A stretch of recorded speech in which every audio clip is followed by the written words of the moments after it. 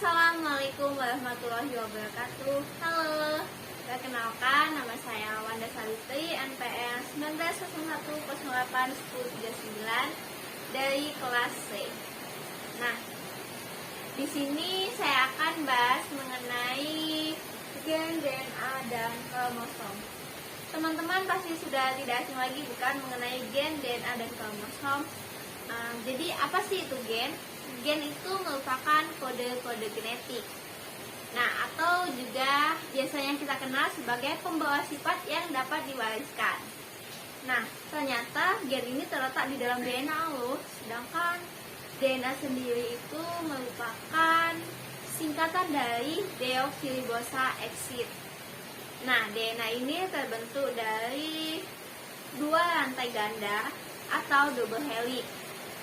Nah, selain hal tersebut, DNA ini juga terbentuk dari bulat, yaitu deoksiribosa, dan terdiri dari basa nitrogen, yang mana itu ada adenin, timin, sitosin, dan guanin. Selanjutnya, teman-teman pasti tahu kan apa itu kromosom? Kromosom itu merupakan struktur atau materi yang terletak di nukleus. Nah, kromosom ini mengandung materi genetik. Karena mengandung materi genetik, sehingga kromosom ini dapat menyerap warna yang dapat menampakkan sifatnya itu dalam bentuk fenotip. Udah tahu kan fenotip itu apa? Ya, benar. Fenotip itu merupakan sifat yang tampak. Nah, jadi seperti yang telah saya sebutkan tadi, bahwasannya kromosom ini dapat menyerap warna, yang mana ada warna gelap dan warna terang.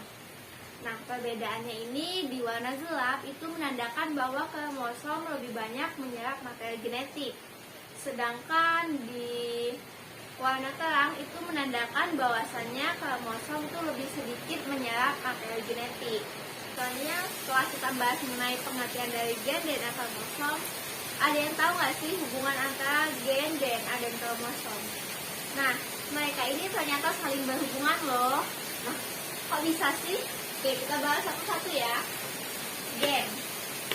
Gen itu merupakan kode-kode genetik. Nah, ternyata gen ini terletak di dalam DNA. Nah, selanjutnya DNA ini dia saling bertautan, memadat, lalu membentuk sebuah kromosom. Ada yang tahu kromosom ini terletaknya di mana? Ya, benar sekali. Kromosom ini terletaknya di inti sel atau nukleus. Oke, sel sendiri merupakan unit terkecil yang menyusun suatu makhluk hidup. Nah, jadi makhluk hidup itu merupakan sebuah individu. Nah, jadi sudah paham kan sekarang bagaimana hubungan antara gen, DNA, dan kromosom? Ada yang tahu nggak sih kenapa gen itu disebut sebagai kode-kode genetik? Nah, jadi teman-teman dapat perhatikan gambar di sini. Ini merupakan gambar dari sebuah DNA. Nah, di mana DNA itu di dalamnya terdapat sebuah gen atau kode genetik. Kode genetik itu maksudnya huruf-huruf atau basa nitrogen yang dikumpulkan sebagai kode. Jadi timin kan dikodekan sebagai T, adenin itu dikodekan sebagai A. Nah, ini merupakan kode. Oke, seperti itu. Jadi gen itu kan merupakan unit dari materi genetik yang membawa sifat dalam bentuk kode-kode seperti ini ya.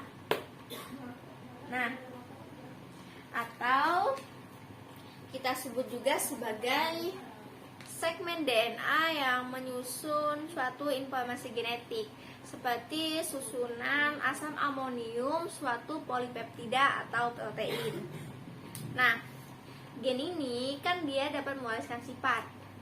Adapun sifat yang dapat diwariskannya itu ada sifat yang tampak atau kita sebut dengan sebagai fenotip, dan sifat yang tidak tampak itu kita sebut sebagai genotip. Sifat ini dapat diwariskan kepada suatu organisme atau sebagainya.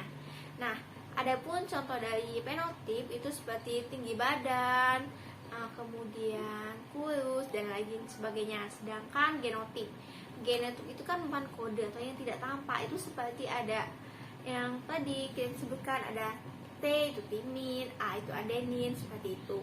Oke, seperti yang teman-teman lihat bahwasannya ini merupakan gambar dari sebuah DNA. Nah, DNA ini merupakan singkatan dari deoksiribosa exit.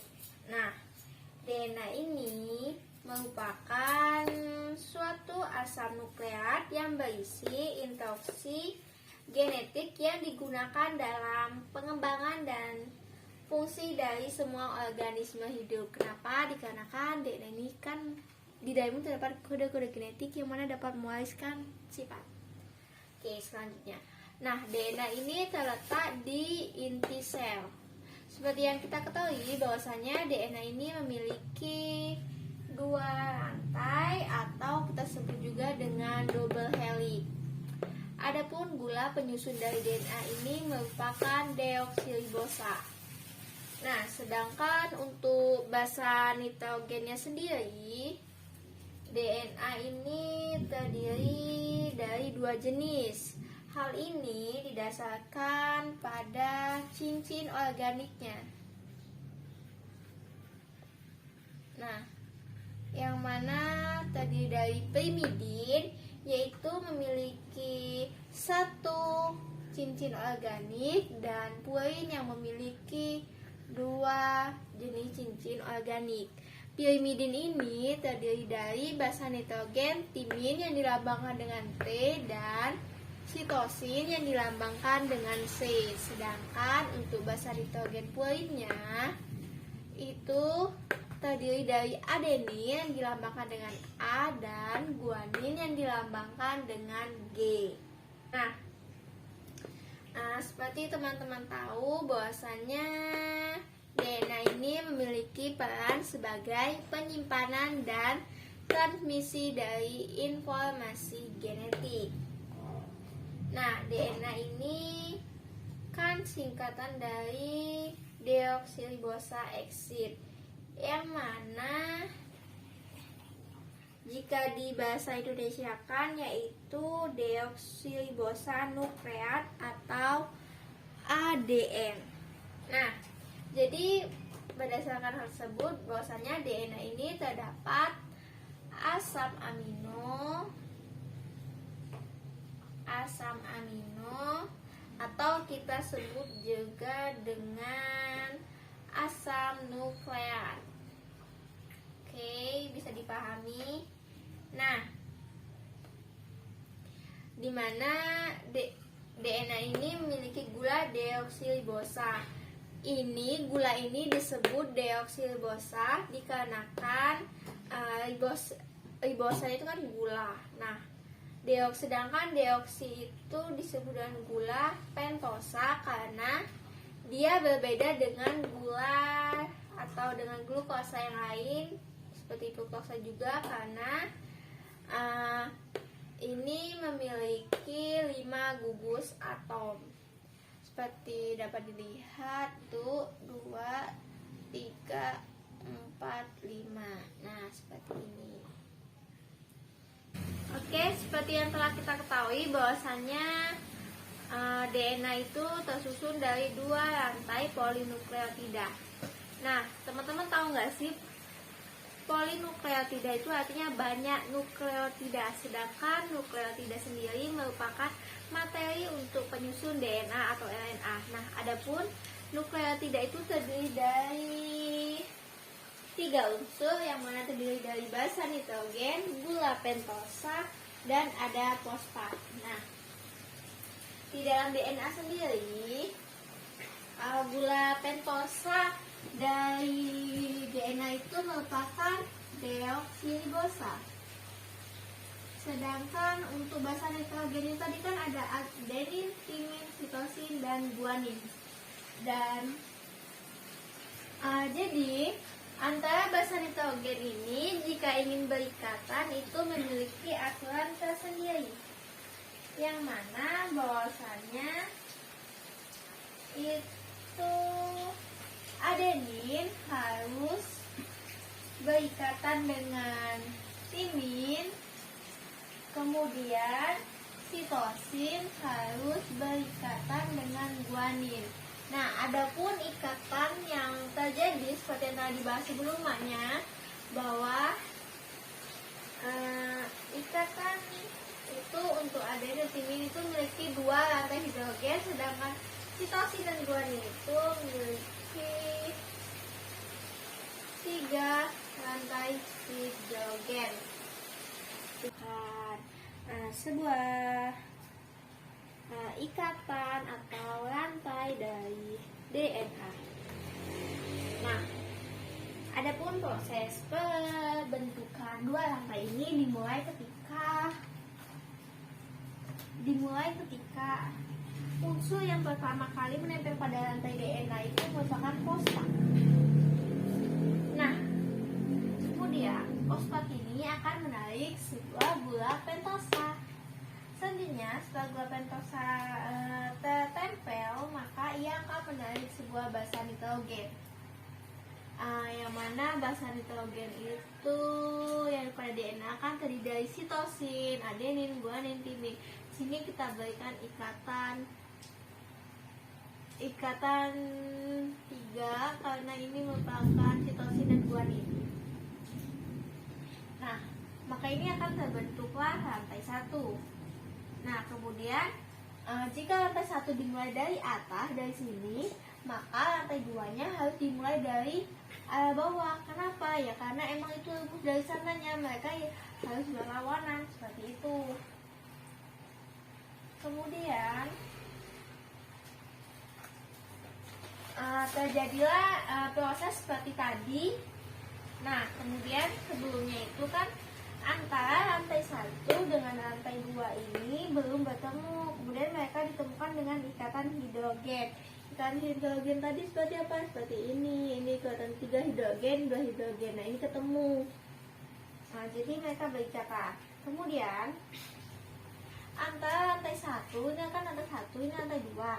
Antara rantai 1 dan rantai 2 ini disambungkan atau dikaitkan dengan protein histon, yang mana ia akan melilit dan berpilin membentuk sebuah double helix. Jadilah DNA itu memiliki 2 rantai seperti itu, teman-teman.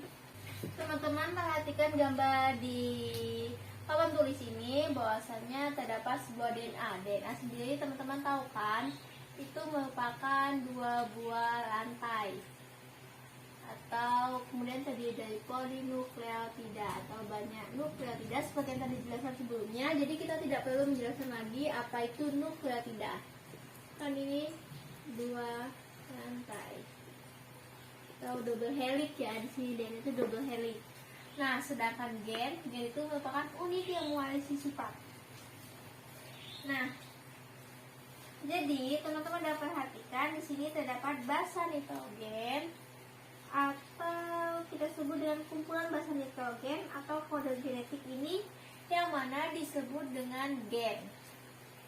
Nah, yang mana gen ini kan berada di dalam DNA. Ini DNA ya nih, yang ada rantai 2-nya ini.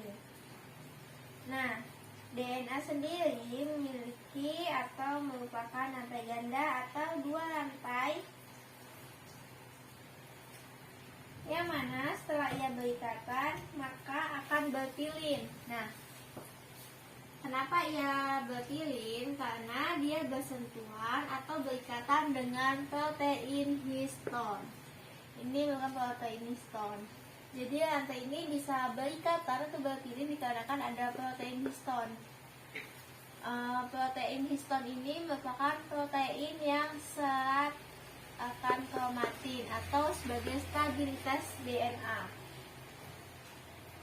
Nah, setelah ia berikatan dengan protein histon, maka ia akan memadat serta menggulung. Ini kita kasih dulu.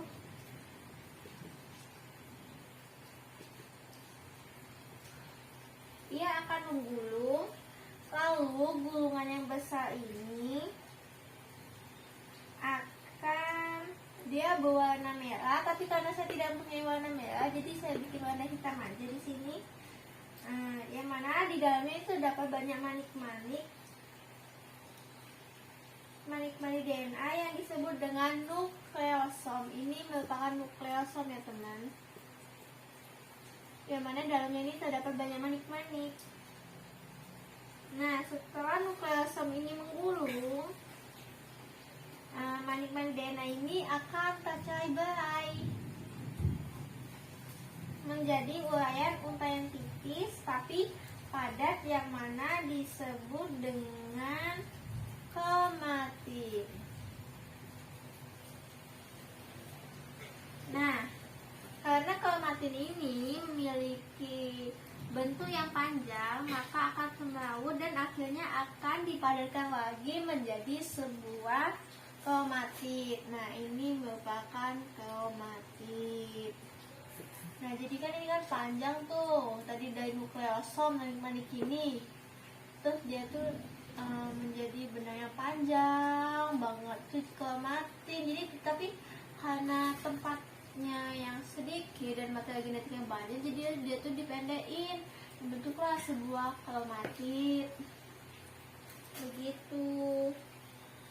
Seperti yang kita ketahui bahwasanya kromatit itu kan merupakan anakan dari kromosom atau setengahnya kromosom. Nah, dia bisa jadi kromosom karena ini kromatitnya, ini kromatit dan disehubungkan dengan sentromer begitu.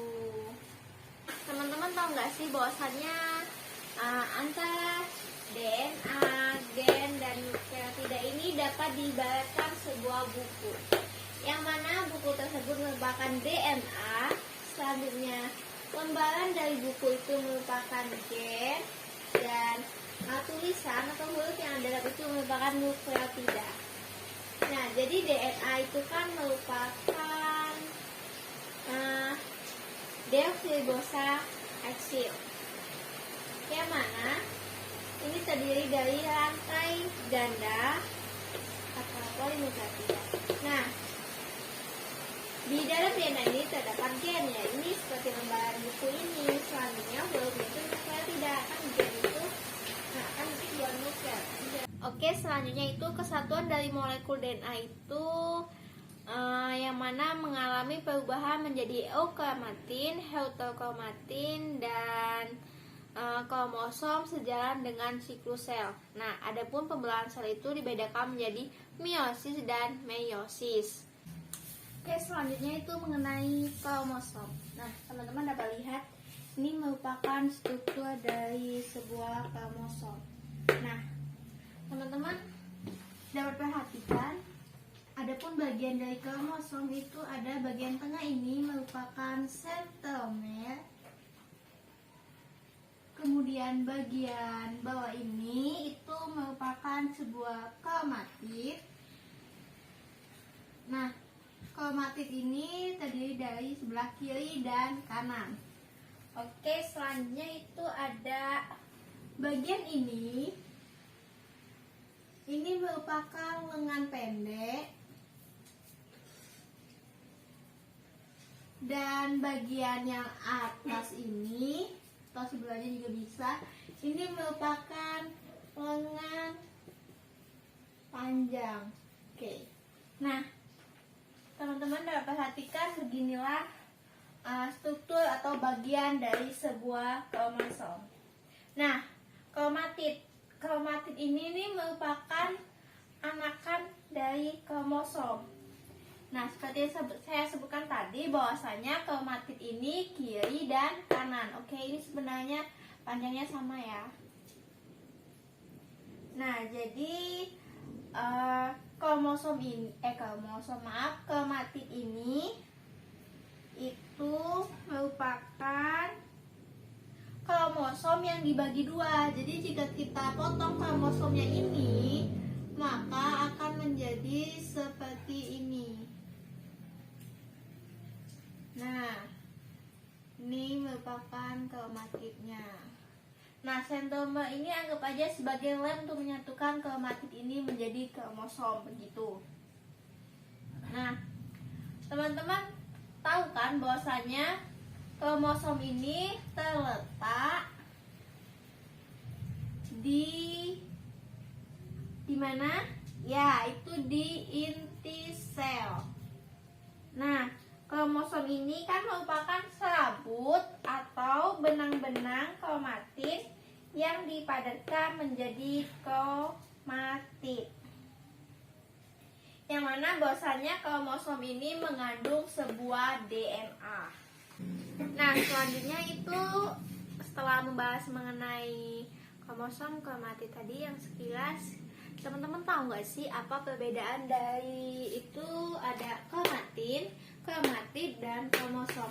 Ini kan hampir sama kan ya? Tapi ternyata ini punya perbedaan loh. Teman-teman tahu nggak sih apa perbedaannya? Jadi kromatid ini merupakan sebuah benang yang halus dan panjang. Nah, kemudian benang yang halus panjang ini mengalami sebuah pemendean dan penebalan. Apa tujuan dari pemendean dan penebalannya? Itu agar menghemat tempat dan tidak semrawut. Kenapa? Dikarenakan materi genetik yang tersisa itu masih banyak dan panjang. Nah, setelah itu kromatid ini tadi kan dia memendek panjang, kemudian menjadilah sebuah kromosom. Kromosom itu merupakan gabungan dari dua kromatid, begitu. Jadi sekarang teman-teman sudah tahu kan apa bedanya kromatid dan kromosom.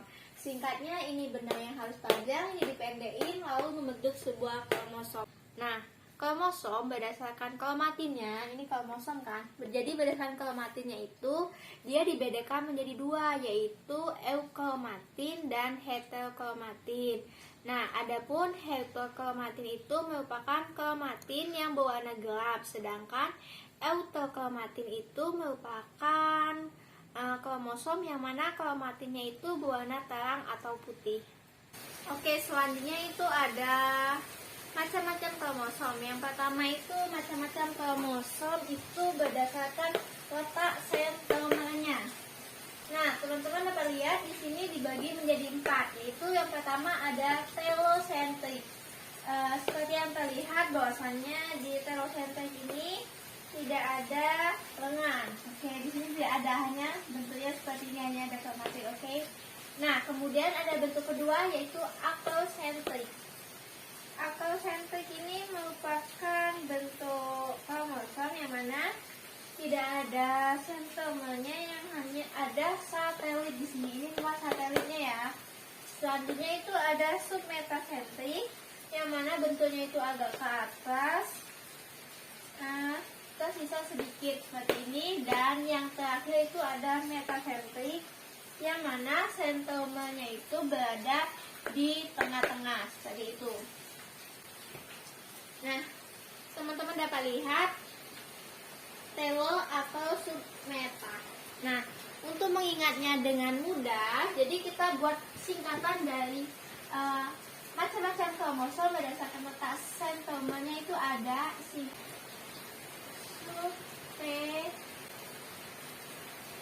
Nah, jika dibuat jembatan kedelainya, saya biasanya mengingatnya dengan ini, subtemai. Yang mana sub ini merupakan sub metasentrik, T ini telosentrik, M ini metasentrik, dan A ini merupakan akrosentrik.